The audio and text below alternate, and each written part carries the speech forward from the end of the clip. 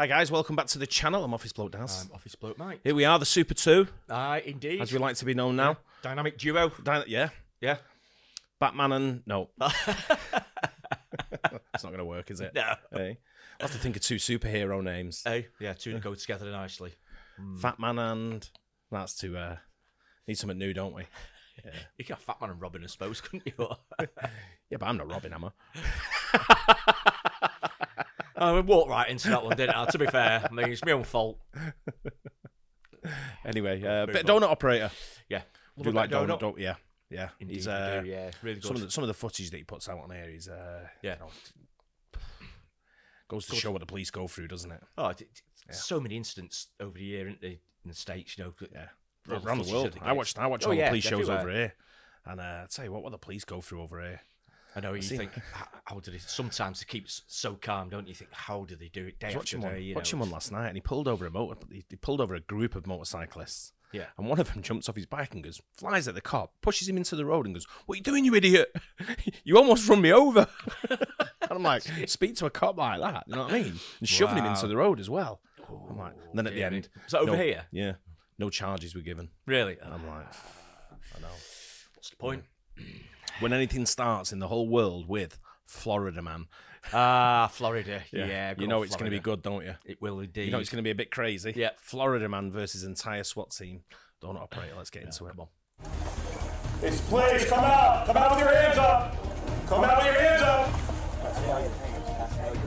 Hands up. Hands up. Let me see your hands. Let me see your hands. Let me see your hands. Hi everyone.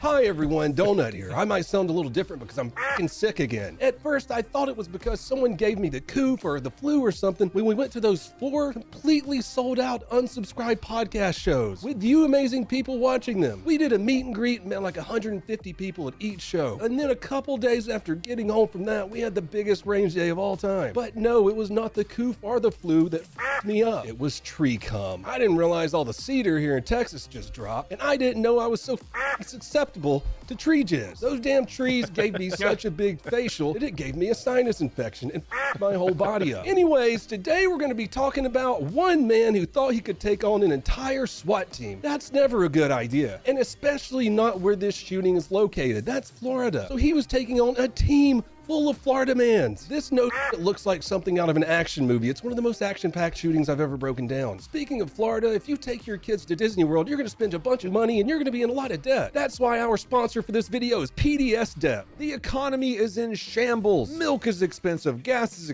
Bureau. If you feel like you're trying to swim with a cinder block attached to your back when it comes to your debt, money on, put it into one small monthly payment. That's pdsdebt.com/donut. Current location, Diet Miami, which is Fort Lauderdale, Florida. Thursday, March 21st, 2024, 7:37 a.m. Holiday Inn Express at 1500 Southeast 17th Street. 911 operators receive a text from a phone and the address of the Holiday Inn that only says murder. The operator on the other side of the phone says, "Well, what the f*** is happening? What are you talking about?" The person who texted murder did not answer the question at all. Was someone murdered? Was someone injured? Does EMS need to be there? This is a mystery. Another text at 7:59 a.m. said, "Murder, she dead." Some fine Florida public school grammar for you right there. The 911 operator did actually get the caller on the other end of the phone to have a conversation. The department hasn't released the 911 call to the public yet, but we do have footage of the operator relaying what she's hearing back to the police. Remember, a routine incident call stating he has guns and will start shooting at whoever is at his front door, and also rambling stating his wife is being raped.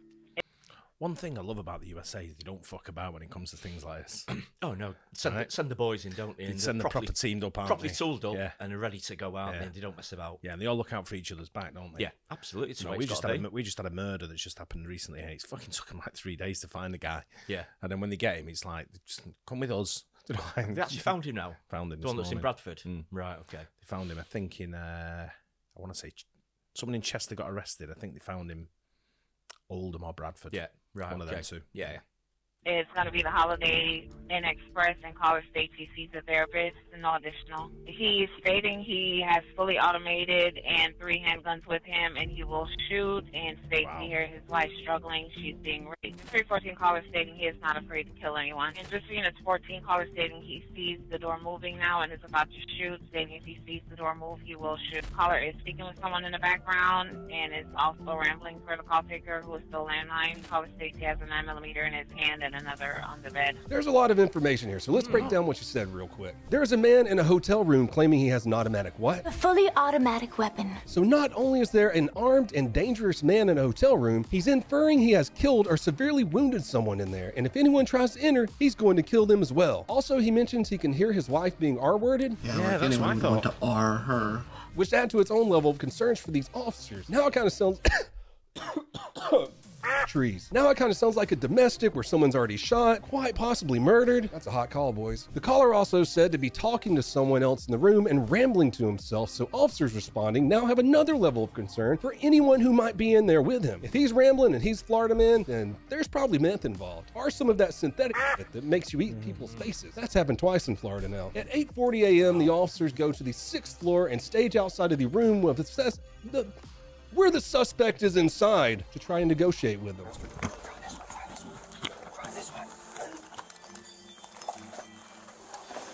It's please, come out. Come out with your hands up. Come out with your hands up. Hands up, hands up. Let me see your hands. As you can see, the officers announce themselves, but at the same time, they sneakily open the door. Second master. Once the door is open, we can finally see who we're dealing with. Hands up! Let me see your hands! Let me see your hands! Let me see your hands! This man who looks like a thumb. 46-year-old Carl Cholodinsky. How the f do we pronounce that? It looks like there aren't many great matches for your search. All right, that was a lot of good help. I don't know how to say this guy's name, neither does Google. But I do know he has an entire history of being plain swamp crazy. This thumb has a long criminal history of drug abuse, protection orders filed against him, and severe mental illness. No surprises here, judging from the text messages and the conversation we heard before. After officers make contact with the suspect at the door, this happens. Let me see your hands! Let me see your hands! Oh. As you can see, the suspect opens the door and he's got his phone in one hand and a gun in the other, and he points it at the officer, which causes him to fire. After the initial exchange, the door is shut and the suspect continues to shoot through the door at the cops. That's when all hell breaks loose.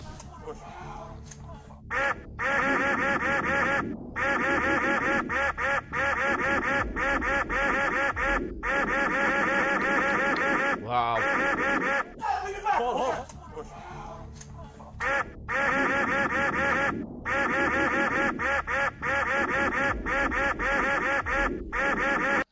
Imagine being in the room next door.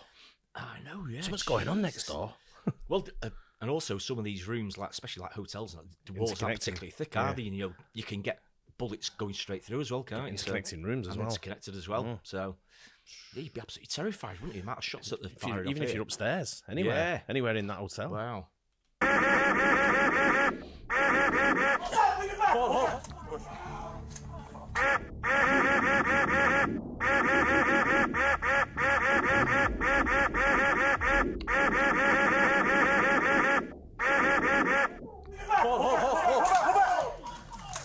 With everything going on, did you see that speed reload? Old John Wick in the hallway right there. Someone trains. At this point, the officers are ordered to pull back. They need to make entry back into the hotel room, and they do, where they find the suspect is dead. Luckily, he was alone in the hotel room. But where are the murders? Now, if we take a closer look at the footage, we can see that the lead officer had a clear view of the guy where he was pointing a gun right at him. What we didn't see is that lead officer got hit by one of the suspect's bullets when he was firing through the door, right? They have the do not disturb sign on as well. I know, yeah. Shouldn't have bothered him. In the center of the plate carrier. Wow. There's a little bit of divine intervention going on right there, just like in Pulp Fiction.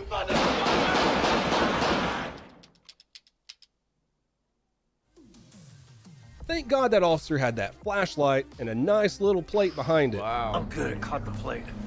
The officer who was hit was checked out by medical staff and released soon after without any injuries. I'm buying me one of those flashlights. In the end, all 3 of the officers who opened fire were placed on administrative leave. They got a little vacation there. Nice. It was a pretty simple one. We had a barricaded suspect and we thought there was someone murdered or killed inside. We thought there were the R words going on in there. Nope, it was just a crazy dude with a gun who was willing to kill anyone who went through that door. But what do you think about this? Did the officers communicate enough to de-escalate this situation? Should they have attempted more communication? Or do you think speed, surprise, and violence of action worked pretty well in this situation? Let me know in the comments below. I will be reading every...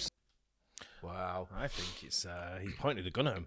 I think knowing the history of this guy as well with mental issues and drugs and stuff like that, he's clearly sort of like unstable, wasn't he? Yeah. I don't think it was ever going to end well. No. I think they had to go in there and show force. Otherwise, well, the guy shot at the police officer anyway. Well, didn't he pointed the gun straight at him. There, you seen it, and the guy obviously looks like the cop got a clear shot. Is that what he said? Yeah, I think so. Yeah. Yeah, I think he did, didn't he? Just before You the could door see him shut, right there, couldn't you? He Yeah. lifted the gun up the suspect, and then I think the cop sort of got a shot in straight away. Pretty much Got him, and he's you well them in it at the end of Well, the so day. he got a shot in, but I mean, obviously not enough to kill the guy at first because he was still shooting through the door, wasn't he? Yeah. Yeah, but when you're shooting at cops like that for no apparent reason, I mean, it's just And the phone call. yeah.